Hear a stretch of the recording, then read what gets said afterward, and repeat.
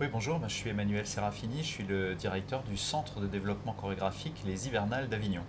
En fait, je suis une structure permanente à Avignon, je suis ouvert toute l'année et l'été, comme tout le monde, je fais de la danse. Donc, en fait, de tradition, depuis des années, hein, les Hivernales vont fêter leur 35e édition, donc ça fait un bout de temps qu'on est dans les parages. Mon prédécesseur, Amélie Grand, organisait des points danse, ce qu'elle appelait. Au début, c'était la FNAC, après, c'était dans les studios des Hivernales, à la manutention. Moi, la première année où j'ai pris la direction du CDC, j'avais encore le studio à la manutention, donc j'avais organisé un dispositif que j'avais appelé Réseau Danse, avec un arrobase entre réseau et danse, qui voulait dire qu'en fait, il y avait voilà, des nouvelles technologies à l'intérieur de tout ça, parce qu'en fait, on était en direct sur notre site internet avec une web radio qui nous suivait. Et on avait même une web télé à l'époque, et du coup, on a fait ça. Malheureusement, on a dû rendre ce studio, donc on s'est trouvé sans abri.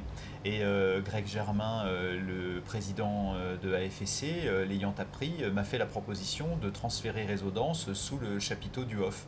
Et donc on garde ce principe qui a quand même maintenant un certain nombre d'années, c'est-à-dire que notre objectif c'est de faire venir tous les chorégraphes, ou en tout cas le plus possible de chorégraphes qui sont dans le Off.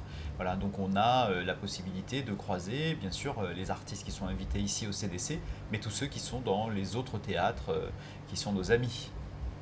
Voilà, bah déjà, l'idée, c'est pas un espace critique. Moi, je suis un programmateur, je suis un professionnel de la diffusion de la danse, je suis directeur d'un centre de développement chorégraphique.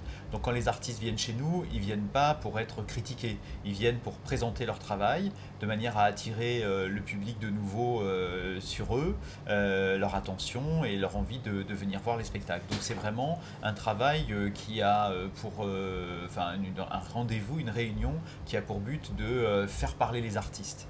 Ça fait le pont avec une manifestation que je fais le reste de l'année qui s'appelle les lundis au soleil et où je mets en question un artiste à l'issue d'une résidence qu'il a fait ici.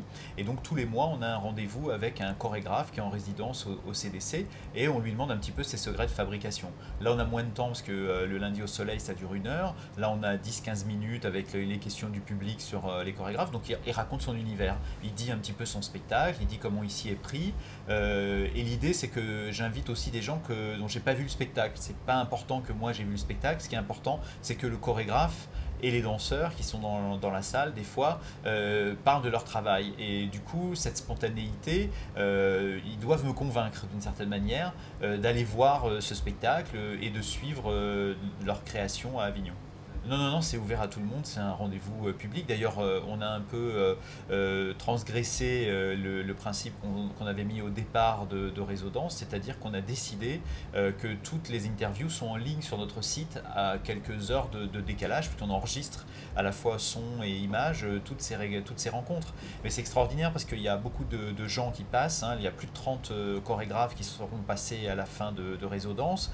Et si je prends pour exemple l'année dernière, il y a 2 ans, par exemple, où on avait à la fois un mixte des artistes du in et des artistes du off. On avait des jeunes découvertes comme Bouba Landry Chouda ou comme Abdou Ngom qui étaient des danseurs de hip-hop. Et puis on avait Joseph Nadj, Gisèle Vienne, Boris Charmat. Donc du coup, il y avait une espèce